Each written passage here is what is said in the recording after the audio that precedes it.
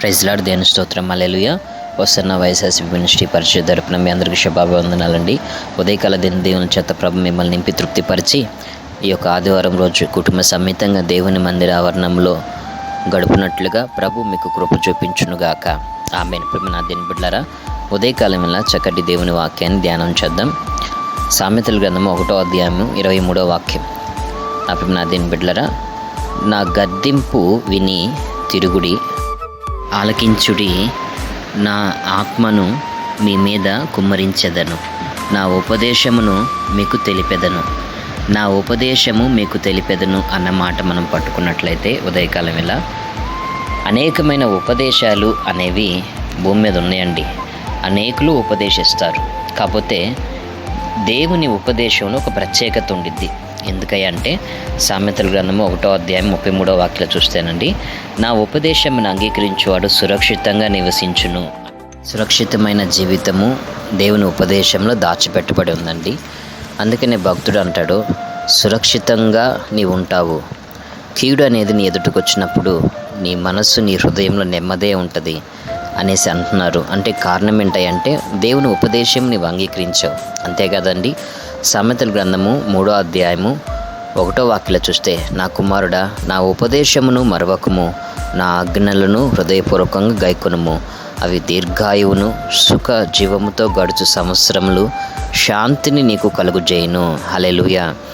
ప్రేమ నా దేవుని బిడ్డలారా, ఈరోజున దేవుని ఉపదేశం నీ జీవితంలో ప్రయోజనకరమైన, శాంతికరమైన, దీర్ఘాయు కలిగిన మార్గాల్లో నేను స్థిరపరిచి మేలు కీడులు నీకు తెలియచేసి, పాపము, దోషము, శాపములు నీకు తెలియచేసి ఒక ఉన్నతమైన జీవిత విలువలని నేర్పించగలిగినది దేవుని ఉపదేశం.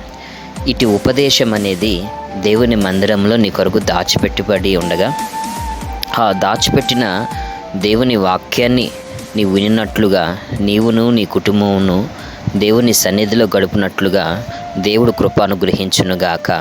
ఆమేన్.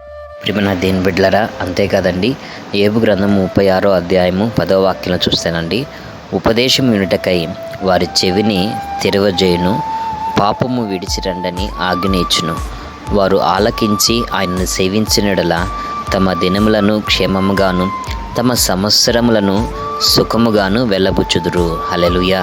ప్రియమైన దేవుని బిడ్డలారా, దేవుని ఉపదేశము దేవుని మందిరంలో వినుటకై నీ యొక్క జీవిత మనస్సుని నీవు స్థిరపరచుకున్నట్లయితే సర్వశక్తి కలిగిన దేవుని కార్యాలు నువ్వు చూస్తావండి.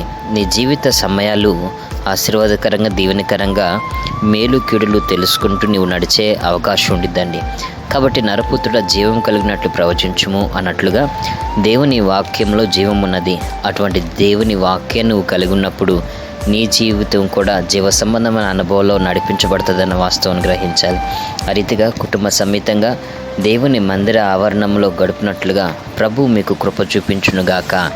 ఆమేన్. ప్రియమైన దేవుని బిడ్డలారా, ఈ భూమి మీద అనేకమైన ఉపదేశాలు ఉన్నాయి. కాకపోతే దేవుడు నీకు తెలియజేసే ఉపదేశం ఏంటంటే, ఎట్టి శ్రమలున్నా, ఎట్టి బాధలున్నా, ఎట్టి నిందలున్నా అన్నిటినీ జయించి దాటుకని వెళ్ళగలిగిన ఉపదేశము ఆయన నీకు తెలియచేస్తాడండి.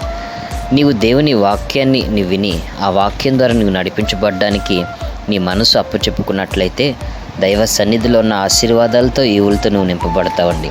కీర్తన గ్రంథం 32వ అధ్యాయము 8వ వాక్యం చూస్తే, నీకు ఉపదేశం చేసేదను, నీవు నడవలసిన మార్గమును నీకు బోధించేదను, నీ మీద దృష్టించి నీకు ఆలోచన చెప్పేదను అంటున్నాడండి.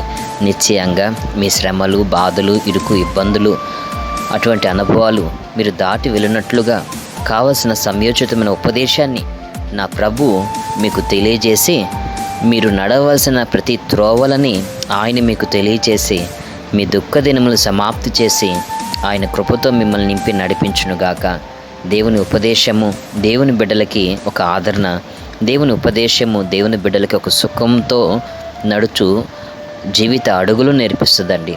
కాబట్టి ఈ ఉదయకాలం వేళ నీవు దేవుని వాక్యము వినుటకై దేవుని సమ్ముఖంలో కుటుంబ సమేతంగా నిలిచినట్లయితే నా దేవుని కరుణ కటాక్షి నువ్వు చూస్తావన్న వాస్తవాన్ని గ్రహించాలి.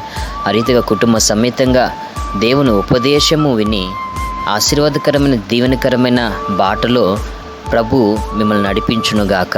ఆ రీతిగా కృపతో నింపాలని మీ కొరకు చిన్న ప్రార్థన. కృపా సత్య సంపూర్ణ దేవా, మీకు స్తుతి స్తోత్రం చెల్లిస్తున్నాను. ఉదయకాలం వల్ల నీ బిడ్డలైన వారిని దీవించి ఆస్వాదించు. నీ మందిర ఆవరణంలో నీ బిడ్డల కొరకు దాచి ఉంచిన మేలులు తెలుసుకున్నట్లకై ఆ రీతిగా కృపాక్షేమలతో నీ బిడ్డలైన వారిని నింపు. మేలైన ఉపదేశం నీ బిడ్డలకి తెలియచే ఆ రీతిగా మేలు కీడులు అయా తెలుసుకొనగలిగిన నీ మందిర ఆవరణంలో కుటుంబ సమేతంగా అడుగుపెట్టి నీ ఆశీర్వాదాలకి పాత్రులుగా నీ బిడ్డల జీవితాలని ఆశీర్వదించు, దీవించే. కరుణ కటాక్షంతో నింపు. అయా నీ నామ పేరిట నీ బిడ్డలు అడుగుచున్న ప్రతీవులు చదువుకుని కృపా ధన్యత దయచేయమని ఉదయకాల దినదీవుల చేత నింపి నీ మందిర ఆవరణంలో ప్రతి ఒక్కరిని స్థిరపరచమని నజరుడైన యేసునామం ప్రార్థిస్తున్నాం తండ్రి, ఆమెన్. తండ్రి అయిన దేవుని ప్రేమ, తన కుమారుడైన యేసుక్రీస్తు కృప, ఆదరణకర్తైన పరిశుద్ధాత్మ దేవుని అన్ని సన్నిధి సహవాసం కృపయు ఈ వాక్యం ఉంటున్న ప్రతి ఒక్కరికి తోడయండి, కృపాక్షములతో నింపి ముందుకు నడిపించునుగాక.